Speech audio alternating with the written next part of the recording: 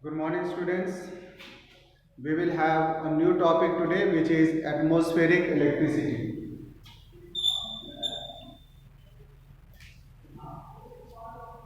Atmospheric electricity.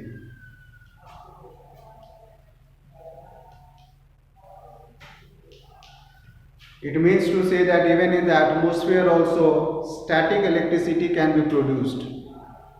And it was first of all in the year 1749 an American scientist Benjamin Franklin found that clouds can also get charged during a thunderstorm. So in order to prove this, he did a simple experiment by taking a kite whose one end was tied with a metal string and the other end with a long string. The string had a metal key attached and also the silk strip to hold the string. Now during the rainy season, this experiment was done. He flew the kite in the sky and he found that during every time when thunderstorm was taking place, he was receiving spark. That is, the sparking was taking place between the knuckle and the metal key. Let us try to understand this how it is. If we can consider this as the key with the metal strip tied at the top corner of the kite and we have the other end with the string. So there was a key attached.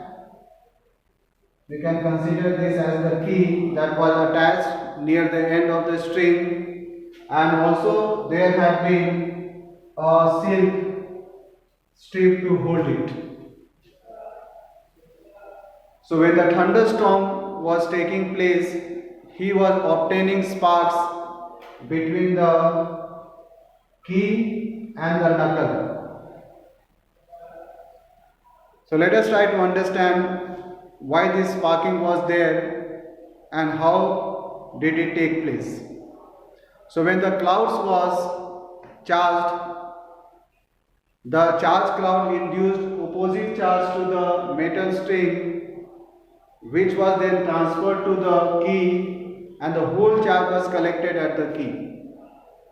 Since the knuckle is also there to hold the string, the key induces opposite charge on the knuckle, and due to this opposite charge between the key and the knuckle, a kind of spark was taking place.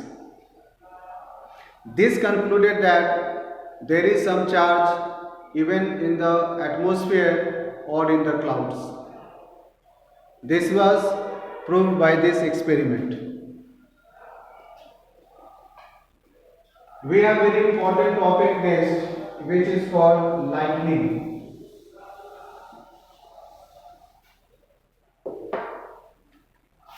Lightning.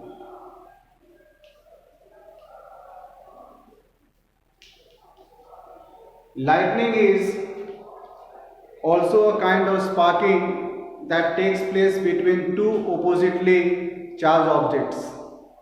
Here the object will be the charged clouds and the earth. There can also be the lightning when two oppositely charged clouds are very close to each other. And the result of this sparking is the heat that is produced between the space of the two charged objects, of the two charged clouds. So this sparking between the two charged clouds or between the charged cloud and the charged earth is called lightning. This lightning can be very dangerous and can be very serious also, because it may burn the entire building, it sometimes burns the trees, the towers, so it causes a lot of damage. One is also advisable not to go out during the lightning time because of such risk that takes place. So lightning is due to the heating of the space between the two charged particles, we can consider as the charged cloud which is passing over the earth, and this charged cloud will induce opposite charge on the earth.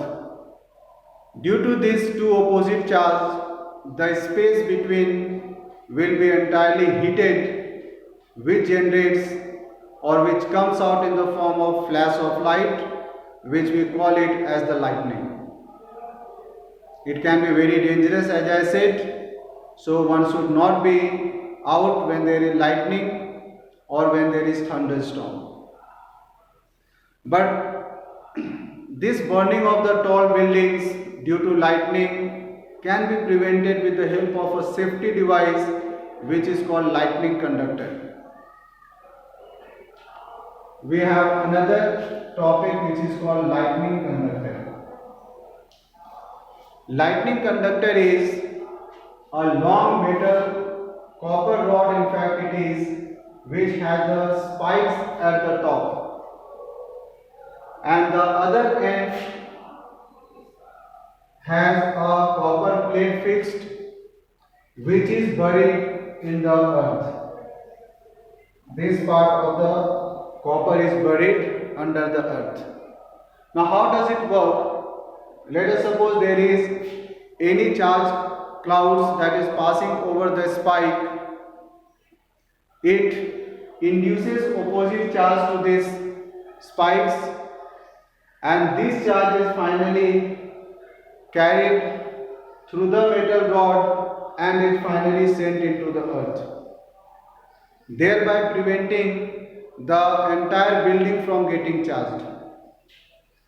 So far the fixing of this metal rod or lightning conductor is concerned, it is fixed in the top building, which upper end, that is the spike, is projected over the building, and the other end you can see, which is fixed with the copper plate, is buried under the earth. So this way we can prevent it. If you can consider this as the building, suppose, then the spike will be over the top of the building and the other end is buried under the earth. If this is the charged clouds, say with positive charge, then it induces negative charge on the spikes. And because this metal is a good conductor of charges, it will soon carry this charge through this metal rod and this charge will be sent on the earth. As a result, the other parts of the building will be prevented from getting charged, and now it will be safe. This is how the lightning conductor works. Now there are many safety measures also that to be taken during the lightning. For example, one should not take bath, neither should touch the tap, the metallic tap during the lightning. One should not stand near the balcony touching the metallic railings, can be very dangerous. If we are out during the lightning, we should never take shelter under the tall tree.